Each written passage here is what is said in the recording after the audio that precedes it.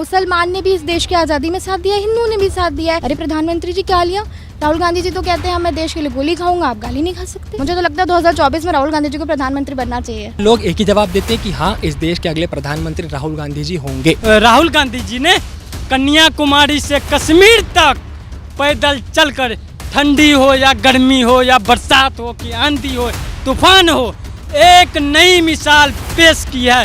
राहुल गांधी जी से डरेंगे ही, सच से सभी डरते हैं। घने तूफानों के बीच में खुद आंधी होना बड़ा मुश्किल है। इस दौर में राहुल गांधी हो। मोहब्बत की राजनीति, जैसे राहुल गांधी जी ने अपना एक नारा भी बुलंद किया, नफरत के बाजार में मोहब्बत की दुकान खोलने आया हूँ।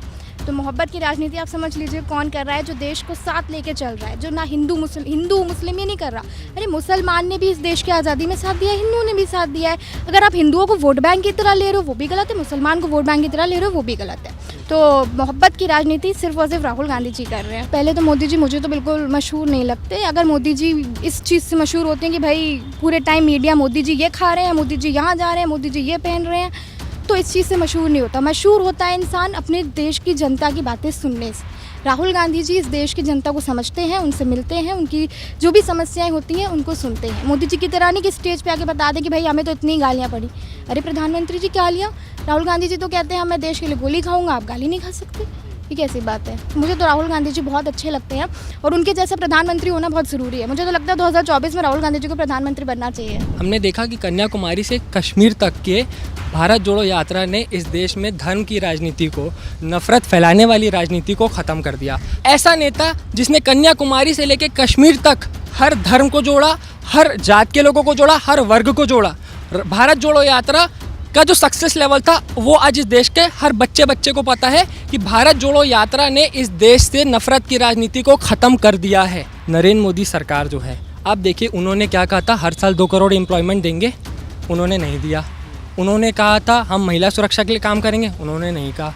उन्होंने कहा था हर बैंक अकाउंट में 15 लाख रुपए आएंगे, नहीं आए। तो जब एक सरकार अपने वादों को पूरा करने से पीछे हट जाती है तो किसी भी देश का कोई भी वर्ग हो उसका भरोसा उस देश की सरकार से उठ जाता है। ये बात फैक्ट है। राहुल गांधी जी ने जिस तरीके से, आपने कहा वो स्टूडेंट से जाते हैं बात करते हैं, वो गरीबों के पास जाते हैं बात करते हैं, आदिवासी, गरीब, किसान, युवा, महिला, सारे वर्गों के पास जाते हैं, उनसे बात करते हैं। तो जब ऐसा एक नेता जो हर वर्ग के लोगों को साथ लेकर चल रहा है तो देश की जनता, मुझे लगता है, सिर्फ मैं अपनी बात नहीं कर रहा, मैं बाहर जाता हूँ लोगों से, आपके जैसे मैं भी बात करता हूँ, मैं पूछता हूँ कि आपके मन में क्या है, तो लोग एक ही जवाब देते हैं कि हाँ, इस देश के अगले प्रधानमंत्री राहुल गांधी जी होंगे। राहुल गांधी इस देश के सबसे लोकप्रिय और जनप्रिय नेता है। उन्होंने जो, देखिए इससे पहले जो अभी जो वर्तमान में सरकार है, ये लोग को तो हम आपके न्यूज़ चैनल के माध्यम से पहले भी बता दिए, ये लोग दंगाई है, जातिवाद है, धर्म के खिलाफ मंदिर मस्जिद की राजनीति करते हैं। तो ये हमेशा बयान देते हैं चुनाव, खास करके चुनावी सभा में, कि देश में जो इससे पहले सरकार थी उनके समय में जातिवाद ज़्यादा होता था, लेकिन आज नहीं हो रहा है। तो यही चीज़ को मिटाने के लिए आदरणीय राहुल गांधी जी ने कन्याकुमारी से कश्मीर तक पैदल चलकर, ठंडी हो या गर्मी हो या बरसात हो कि आंधी हो तूफान हो, एक नई मिसाल पेश की है और देश के सभी लोगों को एक नया संदेश दिया है कि आज भी हमारे देश में ना तो कहीं जातिवाद है, ना तो कहीं धर्म विवाद है, ना तो सब लोग आपस में मिलकर रहते हैं, सब लोग भाईचारा बना के रखते हैं। हिंदू, मुस्लिम, सिख, ईसाई आपस में सब भाई। और भारतीय जनता पार्टी, जब हमारे राहुल गांधी जी जब भारत जोड़ो यात्रा के लिए निकले हुए थे तो भारतीय जनता पार्टी के लोग मजाक कर उड़ाने लगे। कोई कह रहा था कि भारत कहीं टूटा हुआ है ही नहीं, तो भारत जोड़ने की आवश्यकता क्यों पड़ गई। लेकिन हम उनसे कहना चाहते हैं, उसके प्रवक्ता, उनके मंत्री संतरी से कहना चाहते हैं कि भारत तो कभी टूटी नहीं थी, न अभी टूटी हुई है। 2014 के पहले जो सरकार थी उनके समय में न तो कोई मुस्लिम था, न तो कोई हिंदू था, न तो कोई सिख था, न तो कोई ईसाई था, बल्कि सब था कौन, वो इंसान था, वो भारतीय था। लेकिन 2014 के चुनाव के आने के बाद ये भारतीय जनता पार्टी के लोग हिंदू में, मुस्लिम में, सिख में, ईसाई में बांट दिया, दलित में सब बांट दिया।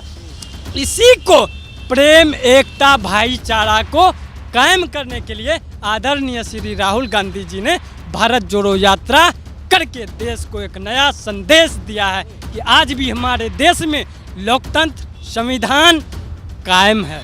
राहुल गांधी क्योंकि ये एकता की बात करते हैं, राहुल गांधी हिंदू मुस्लिम प्रेम एकता भाईचारा की बात करते हैं, ये लोकतंत्र की बात करते हैं, संविधान की बात करते हैं। तो भारतीय जनता पार्टी के लोग उनके प्रवक्ता तो देश विरोधी है ना, संविधान विरोधी है ना, लोकतंत्र विरोधी है ना, तो उनको तो भाई लगना ज़रूरी है ना, उनको तो खराब लगेगा ना। अगर आप अच्छा कीजिएगा, अगर जो लोग अच्छा के विरोध हैं तो उनको तो खराब लगेगा ही। हमारे राहुल गांधी जी वो भी अकेले दहाड़ते हैं, चाहे उन्हें कितनी बार दबाया गया हो, परेशान किया गया हो। आपने देखा होगा कैसे ईडी ने उनसे 55 घंटे पूछताछ करी थी। उनकी मां सोनिया गांधी उन्हें परेशान करने का प्रयास किया। आपने देखा होगा अभी उन्होंने बस यही केवल एक ही सवाल किया था कि जेपीसी का गठन आप करें, उनकी बस यही मांग थी। सरकार ने क्या किया, पहले तो सदन में उन्हें बोलने का अवसर नहीं दिया, सदन में अगर बोलते भी थे तो माइक म्यूट कर दिया जाता था, और उसके बाद उन्हें डिस्क्वालीफाई किया गया एक साजिश के तहत। राहुल गांधी जी से डरेंगे ही, सच से सभी डरते हैं। जो झूठा होगा, जो झूठ बोलेगा, जिसकी बैसाखी ही फरेब पे रखी हो, वो तो डरेगा ही डरेगा। आपने देखा होगा कि नींबू और दूध कभी मिलके नहीं रह सकते, तो उसी तरह है, नींबू और दूध कभी मिलके नहीं रहेंगे। हमारे राहुल गांधी जी और नरेंद्र मोदी जी, फैसला आपको करना है कौन नींबू है कौन दूध है। राहुल गांधी जी ने कुछ भी किया है, कम से कम नवाज शरीफ जी के बर्थडे पे जाकर के केक नहीं काटा, लाल कृष्ण अडवाणी जी के तरह जाकर के जिन्ना के मज़ार पे मत्था नहीं टेका। तो Rahul Gandhi ji is the best. ये वक्त ऐसा चल रहा है जहां सच बोलने वालों की कमी है, और एक आवाज़ पूरे देश में आज देश की आवाज़ बनकर गूंज रही है। सच्चाई से, निडरता से राहुल जी देश के युवा की, बेरोज़गारों की, महिलाओं की और हर वर्ग की बात कर रहे हैं, और उस सरकार से जो इस देश के प्राथमिक विषयों से भटक रही है उससे निरंतर सवाल कर रहे हैं। मैं राहुल जी के बारे में सिर्फ इतना कहूँगा कि घने तूफ़ानों के बीच में खुद आंधी होना बड़ा मुश्किल है। इस दौर में राहुल गांधी होना, राहुल गांधी आज वो सोच बन के उभरे हैं, और ये बात आज की नहीं है। मैं पिछले कई सालों से 2012 से लेकर, जब कांग्रेस की सरकार थी केंद्र में, तब से लेकर अब तक निरंतर राहुल गांधी जी, चाहे भट्टा परसौल का विषय हो, चाहे किसानों को लेकर आंदोलन हो, हर विषय पर राहुल गांधी जी उपलब्ध हैं। हाथरस में, चाहे उन्नाव में, चाहे देश में किसी भी परिस्थितियों पर राहुल गांधी जी उपलब्ध हैं। 24 आवर्स लीडर है, यूथ आइकन है इस देश के, और वो लगातार देश के युवाओं की आवाज़ इस बहरी गूंगी सरकार के खिलाफ उठा रहे हैं।